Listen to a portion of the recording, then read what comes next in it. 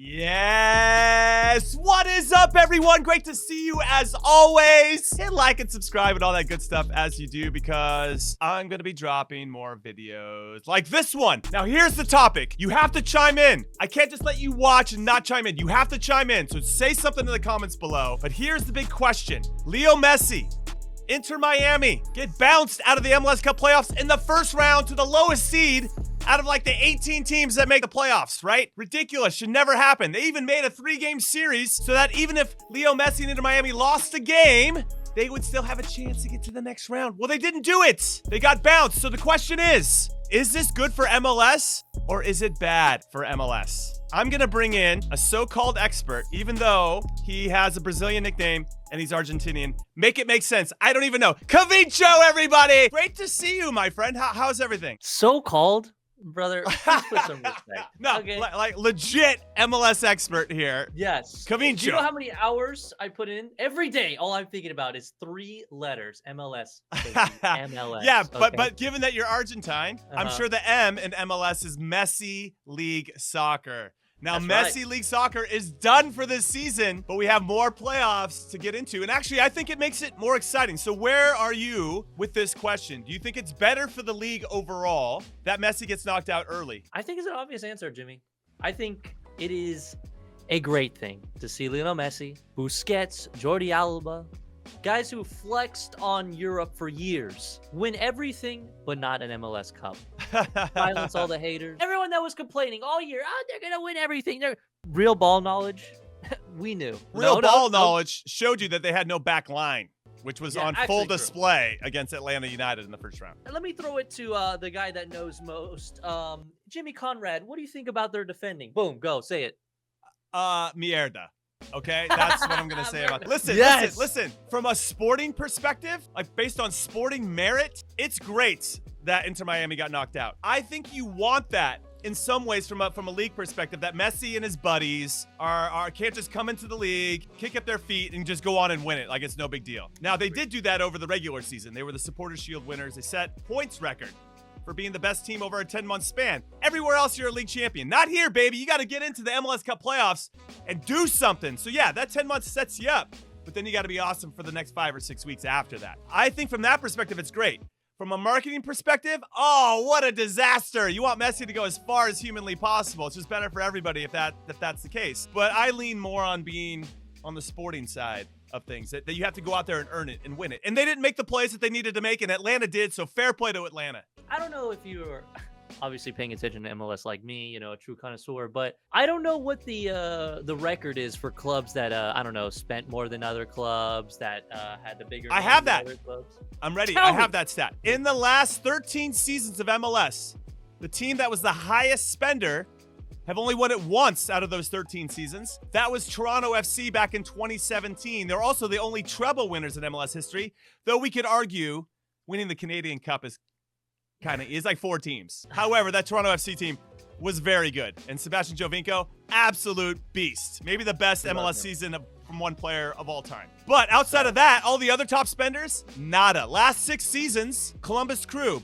in 2020, in the COVID year, were the only team of the top 3 spenders in the league to actually have won MLS Cup. So spending doesn't necessarily correlate to winning trophies. You know what I'm talking about? Which is also pretty cool. If that had happened in any other league around the world, you'd be like, oh, Leicester City. That's amazing. Right. They're nowhere near the top spenders. They go on to win it. Now, obviously, they've got to get over about, 7 or 8 top spenders to go on to win the Premier League. And that makes it even more remarkable and miraculous. And that's a little bit different here because this system in MLS is built on parity, but some teams are just better at taking advantage of their salary cap and the rules than others. And even if you spend a lot, it doesn't guarantee trophies, and I love that. I think that's why it's jarring, right? I think so many of us are so used to the big spenders will win it all, and they still have to play great football, like obviously, but MLS, you don't have that. I think that kind of throws people off. So to me and you, I think we both agree that that's great, that like you just have to play better. Like Atlanta played better in those 2 games at the end. They played better.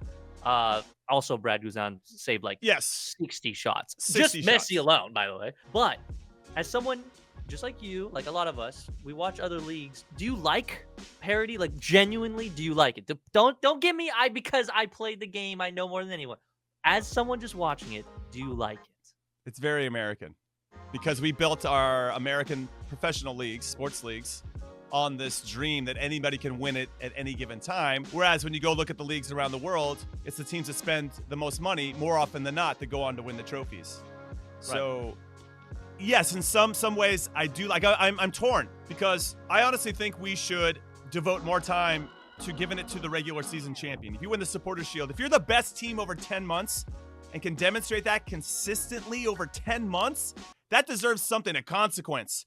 And then we have these other outside tournaments that can act as our quote-unquote playoffs. We have a March Madness type tournament, the U.S. Open Cup, that everybody should be able to get hyped about because even the smallest teams in this country have a chance to take on the big boys. I love that. I love that narrative. And now you have Leagues Cup, where now we're playing against the top of the top from Mexico to see who can be the best in some ways of North America, right? So I like that too. So take away the playoffs and heighten and elevate the status of those other two tournaments, and you won't even worry about the playoffs anymore. So I kind of hope we can find a blend of that. But with regard to parity itself, I know why it exists. It's just part of the DNA of American sports. So everyone's freaking out right now, Jimmy, because Miami got the Supporter Shield, right?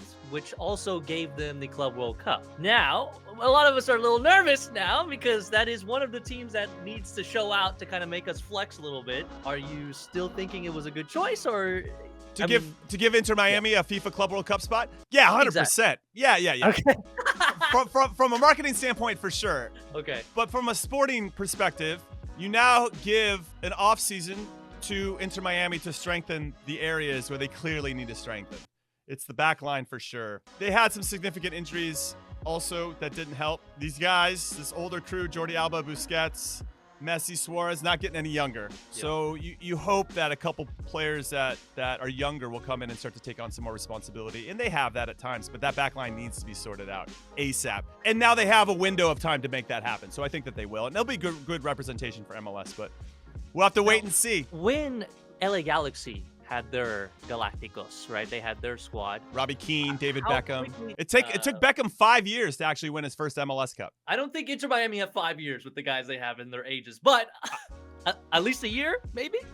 They got a year. Well, they got one more year of Messi's contract. I think they'll extend it because for not only for sporting reasons, but for political reasons. Yeah. They're trying to open up a new stadium. To open up a new stadium without him being on the team, even if he's like an owner in the background. Yeah. I don't know if it would have the same impact. So having him on the field would be really important. I could see them extending that contract by another year or two. Also, we could argue the Apple TV deal is probably tied to Messi sticking around as well. There's a lot. Yeah. There's a lot to unpack. You're not going anywhere, bucko. You're staying right here. We're in agreement then, Kamincho, that this was better for the league overall. And maybe the reputation of the league from fans that maybe are still trying to get into MLS. The casuals here in America, they just want to see Messi, I think. But or just want to see Messi lose. That's true. That's true. Both ways. But yeah, that's true. Sometimes you don't want the top teams to make it to the final. Right. I just hope they bring that same energy to continue to watch the games throughout the rest of the playoffs because there are some great narratives going on. And if both LA teams win in their respective conference semifinals, it'll be an LA derby for a chance to go to MLS Cup. And not only go to MLS Cup, they would host MLS Cup. Okay, the LA teams are both situated. They're the higher seeds at this point. So one of them, if they can make it to the final, will host MLS Cup. That is a big deal. All right, that's it from us. What do you guys think? Let us know down below, as you're supposed to do here. It's me and Kavincha will jump in as well. And then we'll see you for the next video. Later!